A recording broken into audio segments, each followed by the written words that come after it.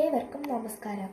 186 വർഷം മുൻപ് 1869 ഒക്ടോബർ 2 ഗുജറാത്തിലെ പോർബന്തറിൽ പിറന്ന മോഹൻദാസ് കരംചന്ദ് ഗാന്ധി എന്ന മഹാത്മജിയുടെ ഓർമ്മ ഇന്ത്യ എന്ന ഉപഭൂഖണ്ഡത്തെ മാത്രമല്ല, ലോകത്തിലെ സമാധാനകാംക്ഷികളായ സഹോദരങ്ങളുടെ എല്ലാ ഹൃദയങ്ങളെ ത്രസിപ്പിക്കുന്നുണ്ട്. കൂട്ടുകാരെ, ഒക്ടോബർ 2 ഗാന്ധി ജയന്തി, മഹാത്മാഗാന്ധിയുടെ ജന്മദിനം. ലോക മനസ്സിൽ സത്യത്തിന്റെയും അഹിംസയുടെയും ആൾരൂപമായി ഗാന്ധിജി ഇന്ന് വീണ്ടും ഉയർന്നിരിക്കുകയാണ്.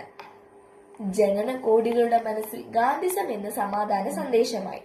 കാലം കാണാൻ കൊതിച്ചിറങ്ങുന്ന ഒരു സുന്ദര സ്വപ്നമായിരുന്നു ഗാന്ധി.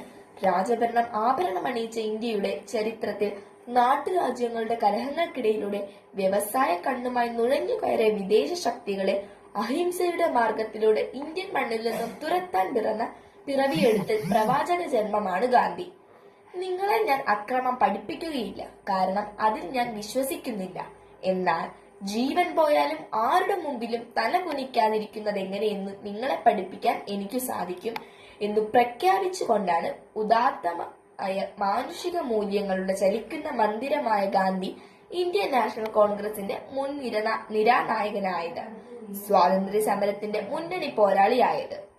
ഹിന്ദുയിസവും ജൈനിസവും ക്രിസ്തീയതയും ഏറെ സ്വാധീനം ചെലുത്തിയ ഗാന്ധി മനസ്സിൽ ഭഗവത്ഗീതയും വിശുദ്ധ ബൈബിളിലെ അഷ്ടഭാഗ്യങ്ങളും ഭേദവസ്വരമായി.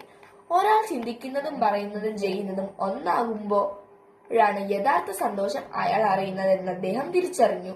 മറ്റുള്ളവർക്ക് സേവനം ചെയ്ത് സ്വയം നഷ്ടപ്പെടുമ്പോഴാണ് നിങ്ങൾ നിങ്ങളെ തിരിച്ചറിയുന്നത് എന്ന ഗാന്ധി സൂക്തം അദ്ദേഹത്തിന്റെ ഹൃദയങ്ങളിൽ നിന്ന് ഊർന്നു വീണതാണ്.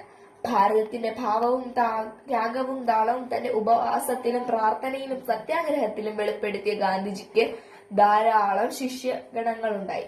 ആചാര്യ വിനോബാവെ, സർദാർ വല്ലഭായ് പട്ടേൽ, മീരാബഹൻ, CF ആൻഡ്രൂസ്, നർഹരി പരീഖ്, രവിശങ്കർ വ്യാസ്, ഖാൻ അബ്ദുൽ ഗാഫർ ഖാൻ തുടങ്ങിയ പ്രമുഖ ഗാന്ധിസത്തിന്റെ അധ്യാപകരായപ്പോൾ ഗാന്ധിജി കാലം രുചിച്ചറിഞ്ഞ ഇന്ത്യയുടെ ഉപ്പുരസമായി.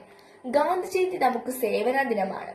മുൻപ് ഇത് സേവന വാരമായിരുന്നു. ക്ലാസ്സിലെയും മുറ്റത്തെയും കടലാസ് നീക്കിയും പുല്ലുമറിച്ചും കല്ലുപെറുക്കിയും മാത്രം നമ്മൾ ഈ ദിനം ആചരിക്കരുത്. ഭാരതീയന്റെ സാമൂഹിക വളർച്ചയുടെ വഴിയിൽ തടസ്സമായി കിടക്കുന്ന എല്ലാ ചിത്രവാസനകളുടെയും മാലിന്യങ്ങൾ തൂത്തെറിയാൻ നമുക്ക് കഴിയണം. ഇന്ത്യ സ്വാതന്ത്ര്യ വഴിയിലൂടെ നടക്കട്ടെ. അതിനായി നമ്മുടെ ക്ലാസും സ്കൂളും പരിസരവും നമുക്ക് ലഹരി വിമുക്തമാക്കാം.